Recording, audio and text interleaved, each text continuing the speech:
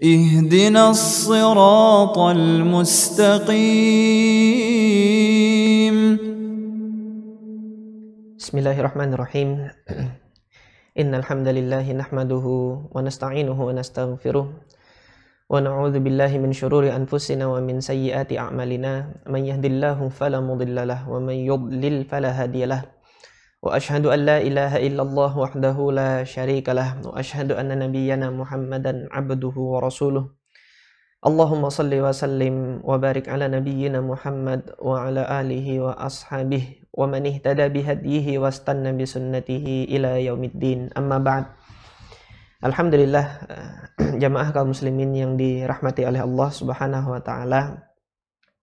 Satu perkara yang merupakan bagian penting dari ajaran Nabi Muhammad sallallahu alaihi wasallam dan menjadi suatu bagian penting dari agama kita, yaitu agama Islam, yang berkenaan dengan akhlak yang hasanah, itu perangai yang baik yang dimiliki oleh seorang muslim.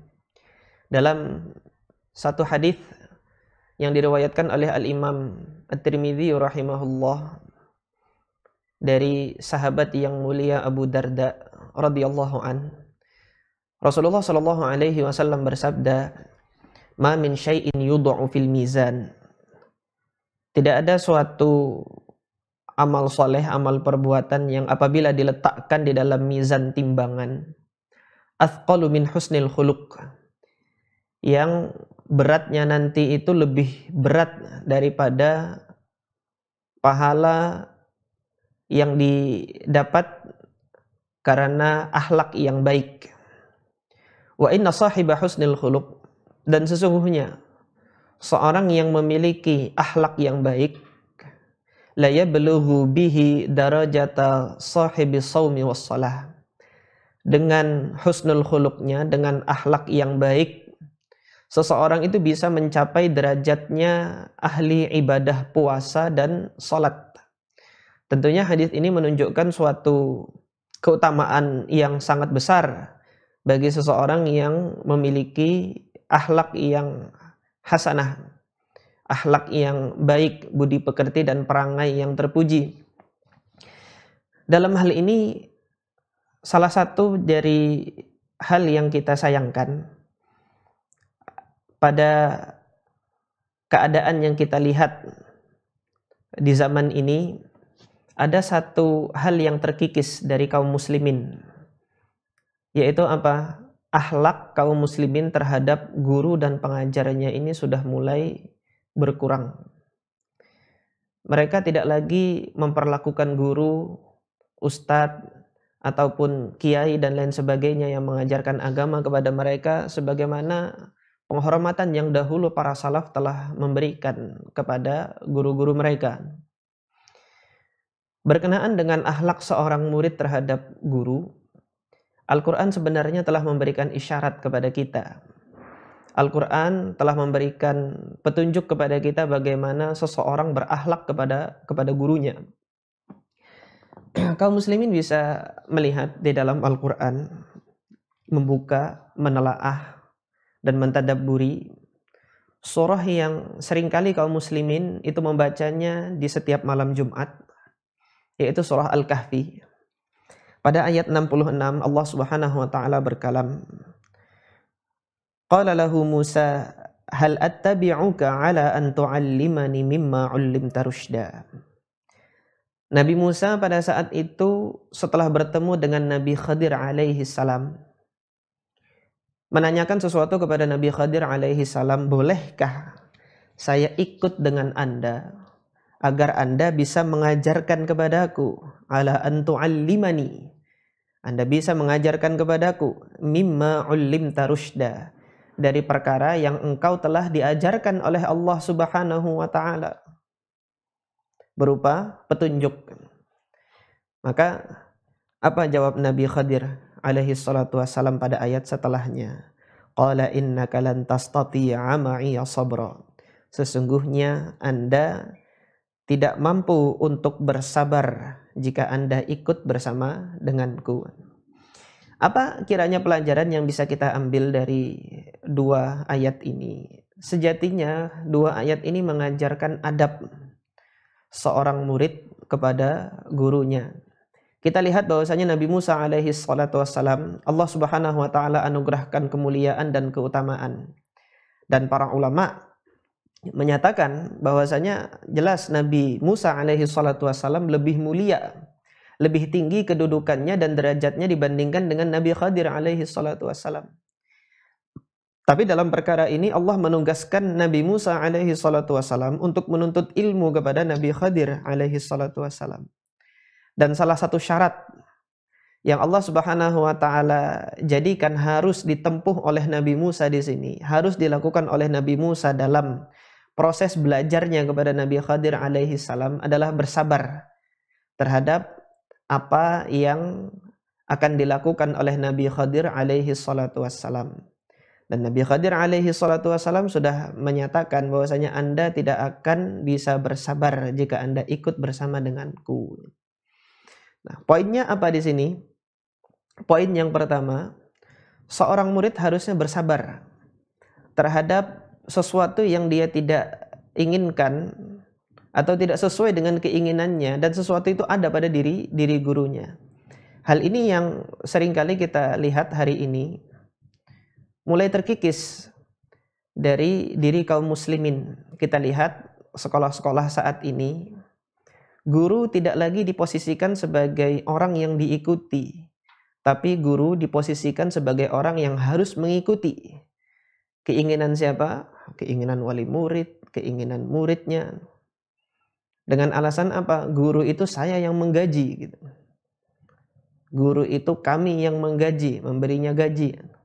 Apakah lantas dengan tindakan sebagian wali murid ataukah murid yang mungkin orang tuanya Allah berikan kelebihan harta bisa memperlakukan gurunya dengan seenak seperti itu? Tidak. Ini adalah akhlak yang buruk, adab yang buruk terhadap seorang guru. Seorang guru memiliki metode pengajaran tertentu. Tapi kemudian ketika ia melihat gurunya seperti ini, metode pengajarannya seperti ini, nggak sesuai dengan teori ini dan teori ini dan teori itu, seringkali sebagian kalangan tidak bersabar dengan metode yang dimiliki oleh gurunya dalam mengajar. Jika demikian, jika seseorang tidak sabar dengan metode yang dimiliki oleh gurunya gitu, maka jawabannya sudah Allah Subhanahu wa taala tegaskan di dalam surah Al-Kahfi ini. Maka kaum muslimin bisa melihat di dalam ayat 78 ketika Nabi Khadir alaihi salatu wassalam mengatakan kepada Nabi Musa, pada saat Nabi Musa tidak mampu bersabar ketika menempuh perjalanan dan belajar kepada Nabi Khadir alaihi salatu wassalam, apa kata Nabi Khadir di situ? Qala hadza firaqu baini wa bainak. Disinilah saatnya kita berpisah antara diriku dengan dirimu. Sa'unabbi'uka bita'wili ma lam tastati' alaihi sabra. Akan aku kabarkan tentang perkara yang Anda belum bisa bersabar di dalamnya. Maka jawabannya apa? Bagi seorang murid yang dia belum mampu untuk bersabar atas kekurangan-kekurangan yang ada pada diri gurunya, jawabannya adalah berpisah dari gurunya. Maksudnya apa? Jika Anda tidak senang, Anda cari guru yang lain gitu. Jika Anda tidak bisa bersabar dengan guru yang ini, maka Anda cari guru yang lain. Sedangkan di sini Nabi Musa alaihi salatu wassalam Allah perintahkan untuk belajar kepada Nabi Khadir alaihi salatu wassalam. Pelajaran yang kita ambil di sini, yang untuk kesekian kalinya, bahwasanya seorang murid itu harus bersabar terhadap gurunya. Maka apabila seorang murid tidak bersabar dengan gurunya, hendaknya ia puas dengan ilmu yang terbatas yang ia peroleh dari gurunya. Atau pada suatu keadaan boleh jadi seorang murid diharamkan untuk mendapatkan manfaat ilmu dari gurunya. Oleh karena itu, kaum muslimin sekalian yang dirahmati oleh Allah Subhanahu wa taala, para salaf telah mengajarkan kepada kita bagaimana bersikap dan berakhlak terhadap seorang guru, meskipun seorang guru itu memiliki kekurangan di dalamnya.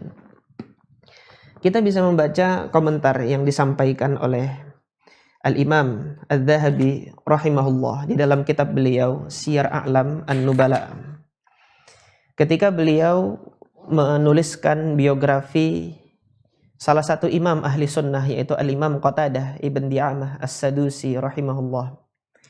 Al-Imam Qatadah ibn Di'amah As-Sadusi adalah salah seorang imam ahli sunnah yang berada di Basrah, salah seorang tabi'in yang ada di Basrah dan menjadi rujukan poros periwayatan di masa itu. Akan tetapi kekurangan yang ada pada diri beliau rahimahullah adalah beliau memiliki pemikiran bid'ah qadariyah. Al-Imam Adz-Dzahabi rahimahullah dalam kitab siyarnya ini mengatakan wa kana yara al-qadar nas'alullah al-afwa. Beliau rahimahullah, yaitu Al-Imam Qatadah ibn Di'amah As-Sadusi, memiliki pandangan qadariyah, dan kami memohon ampun kepada Allah Subhanahu wa taala untuk diri beliau. Wa ma'a dzalika, meskipun demikian kata beliau, fama tawaqqafa ahadun fi sidqihi wa adalatihi wa hifdhihi.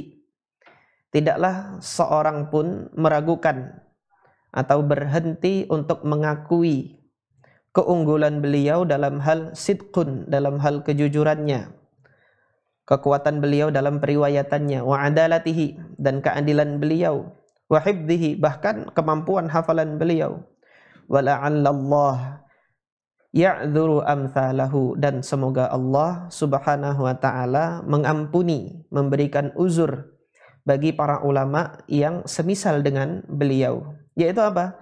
Mimman talabbasa bibid'atin yuridu biha ta'dhimal bari wa tansihah. Dari seorang ulama yang mungkin talabbasa bibid'atin, tercampur, terpengaruh oleh suatu kebid'ahan, yang mana mungkin harapannya dengan kebid'ahan tersebut ia masih menginginkan untuk mensucikan Allah Subhanahu wa taala, dan ia masih berupaya untuk meraih kebenaran, untuk berupaya mencari kebenaran dari Allah Subhanahu wa taala. Yang demikian ini semoga Allah Subhanahu wa taala mengampuninya. Kemudian Al-Imam Adz-Dzahabi rahimahullah melanjutkan, "Tsumma innal kabira min a'immatil ilmi idza kathura shawabuhu."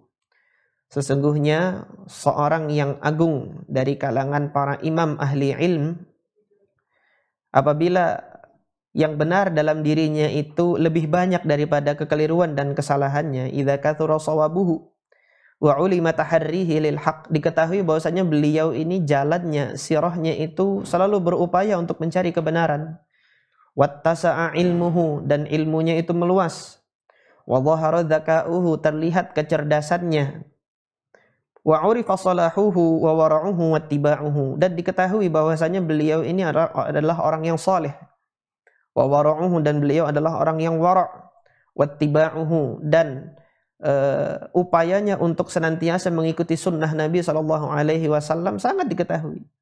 Yughfar lahu zalaluhu, semoga Allah Subhanahu wa taala mengampuni ketergelinciran ulama yang demikian. Wala nudallilhu, tidak boleh kita menyesat-nyesatkannya. Wa natrahuhu, atau kita membuangnya, mencampakkannya. Wa nansa mahasinahu, dan kita melupakan kebaikan yang Allah jadikan pada dirinya. Naam, wala naqtadi bihi fi bid'atihi wa khata'ihi. Meskipun demikian tetap, kata beliau, kata Al-Imam Adz-Dzahabi, tetap kita tidak boleh mengikuti kebid'ahannya, wa khata'ihi, dan kekeliruannya tidak boleh untuk diikuti. Wa narjulahu taubata min dzalik, dan kita mengharap Allah Subhanahu wa taala dapat menerima pertaubatan dan mengampuni yang semisal ini, yaitu para ulama yang mana dalam satu dua hal tergelincir dan dalam satu dua hal tersalah di dalam fatwanya. Kaum muslimin yang dirahmati oleh Allah Subhanahu wa taala, ini adalah pelajaran atau satu kaidah yang luar biasa yang diajarkan oleh Al-Imam Adz-Dzahabi rahimahullah dalam bersikap terhadap seorang ulama, dalam bersikap terhadap seorang guru. Selain Nabi SAW tidak kita dapati satupun yang tidak memiliki kesalahan.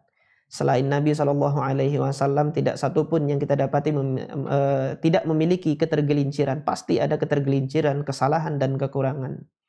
Namun menjadi suatu kewajiban bagi seorang murid untuk terus teguh menuntut ilmu di jalan Allah Subhanahu wa taala.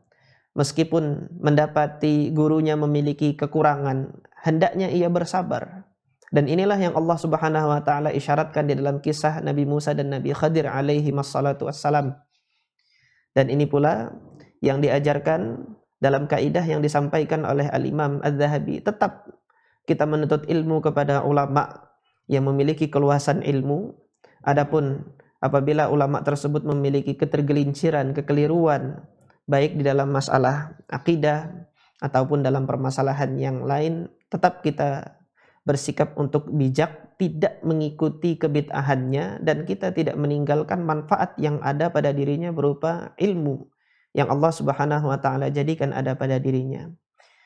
Ini yang dapat kami sampaikan dalam kajian singkat hari ini. Semoga Allah Subhanahu wa taala menganugerahkan kepada kita semangat untuk menuntut ilmu agama.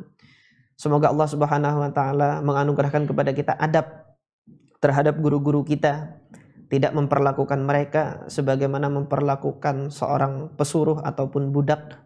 Dan semoga Allah Subhanahu wa taala menganugerahkan kepada kita sikap untuk bisa membedakan mana yang layak untuk diambil dan mana yang layak untuk tidak diambil. Hadza wa sallallahu ala nabiyyina Muhammad wa ala alihi wa ashabihi ajma'in.